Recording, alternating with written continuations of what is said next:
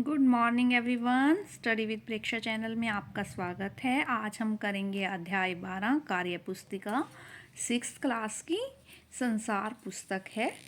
अगर आप मेरे चैनल पर नए हैं तो सब्सक्राइब ज़रूर कीजिए,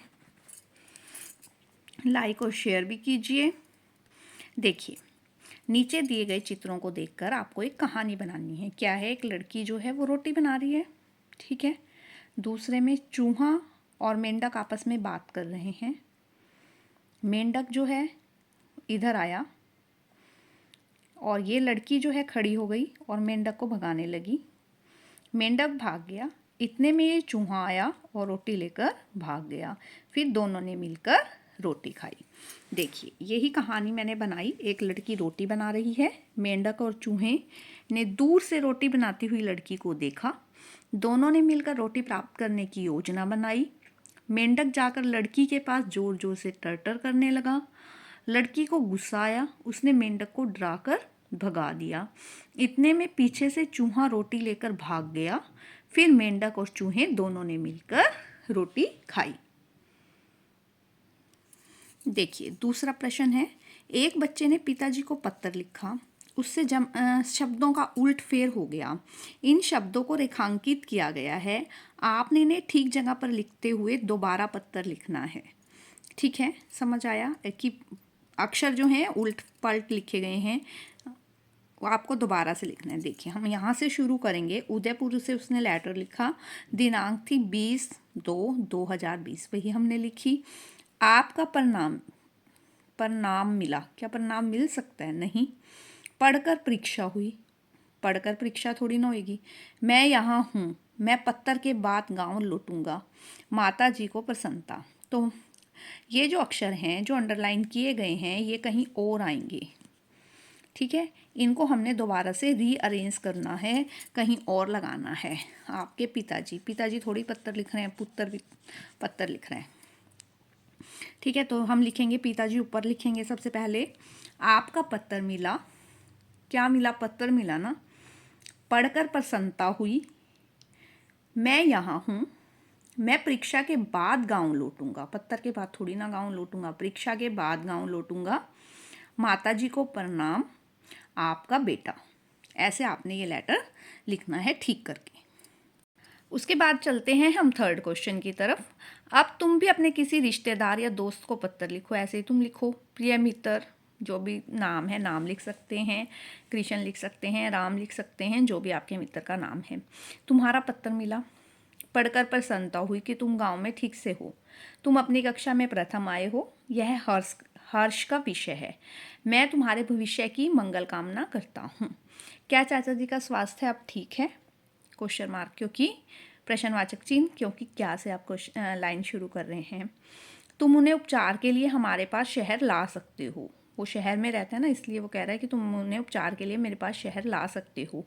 मैं अपनी परीक्षा के बाद गांव आऊँगा या लौटूंगा, ठीक है। चाची जी को प्रणाम, तुम्हारा मित्र। जो भी नाम है आप यहाँ पर लिख देंगे। इसके बाद अगला प्रश्न है, यह पत्र तुम्हारे यहाँ से उन तक कैसे पहुंचता है? डाकिए से या पास के डाकघर से पता करके लिखना है। डाकिया है पत्र लेकर तहसील के डाकघर में जाता है, तहसील से है डिस्ट्रिक्ट के जिला डाकघर जाता है, जिले डाकघर से फिर यह पिन कोड के हिसाब से, हर चिट्ठी के ऊपर पिन कोड लिखना बहुत ज़रूरी है, पिन कोड के हिसाब से बांटा जाता है। फिर यह उस पिन कोड के तहसील डाकघर पर पहुंचता है और डाकिए के माध्यम से यह पत्र पते पर पहुंच जाता है, ठीक है। अब जिसको तुमने पत्र लिखा है उसका और अपना अपना पता लिखना है, पता, ठीक है। हमने किसको लिखा है? कृष्ण को लिखा है। कहाँ का है वो? गांव हमीदपुर का है। और कोई भी आप तहसील लिख सकते हैं, जिस तहसील में वो रहता है और जिस जिले में रहता है वो, और वहाँ का पिन कोड लिखिए। फिर आपको अपना पता लिखना है। अपना पता लिख दीजिए, राम कृष्ण नगर कॉलोनी, तहसील लिख दीजिए और जिला लिख दीजिए, ठीक है। उसके बाद तुम अपने गांव के पेड़ पौधे और जीव जंतुओं के बारे में लिखो। हमारे गांव में आपने लिखना है कौन कौन से पेड़ हैं। आम है, नीम है, अमरूद है, पीपल है, जामुन है, कीकर है, जो भी पेड़ लगे हुए हैं सारे लिख सकते हो। और जौन जौन से भी पशु हैं, जीव जंतु हैं वो लिखो। कुत्ता है, गाय हैं, सुअर है, नील गाय है, बिल्ली है, नेवला है, सांप है, गिलहरी है, जो भी जीव जंतु आपने देखे हैं, कौआ है, आप लिख दीजिए। ठीक है, उसके बाद आगे चल नेक्स्ट आ गया हमारा क्वेश्चन नंबर 5। इन वाक्यों में रेखांकित शब्दों की जगह आपको समान अर्थ वाले शब्द छांट कर लिखने हैं। हुड़दंग, हुड़दंग का समान अर्थ वाला शब्द है इसमें से उपद्रव। आज छात्रों ने बहुत उपद्रव मचाया। हुड़दंग की जगह आपने क्या लिखना है, आपको यहाँ पर उपद्रव लिखना है। ठीक है, नादान बालकों के मुंह से हमेशा सत्य ही निकलता है, अज्ञान। ठीक है, चांद को बादल अपने पर्दे से ढक लेता है। पर्दे की जगह आपको लिखना है आवरण। चांद को बादल अपने आवरण से ढक लेता है। नदियों में बाढ़ का पानी रह रहकर घटता जा रहा था। नदियों में बाढ़ का पानी क्रमशः घटता जा रहा है। इसके बाद हम चलते हैं छठे क्वेश्चन की तरफ। नीचे लिखे गाद्यांश को पढ़ो। जब तुम मेरे साथ रहती हो तो अक्सर मुझसे बहुत सी बातें करती हो और मैं उनका जवाब देने की कोशिश करता हूँ, लेकिन अब तुम मंसूरी में हो और मैं है इलाहाबाद में। हम दोनों उस तरह से बातचीत नहीं कर सकते, इसलिए मैंने इरादा किया है कभी कभी तुम्हें इस दुनिया की, उन छोटे बड़े देशों की जो इस दुनिया में हैं, छोटी छोटी कथाएं लिखा करूं। अब इसमें क्वेश्चन देखिए क्या है। इस गद्यांश में आए सर्वनाम शब्दों को छांटना है और उनके स्थान पर संज्ञा शब्दों का प्रयोग करना है और इसे दोबारा से लिखना है। पुनः लिखो। सर्वनाम, जो शब्द संज्ञा के स्थान पर आते हैं उन्हें हम सर्वनाम कहते हैं। इसमें तुम, मेरे दोनों क्या हैं, सर्वनाम।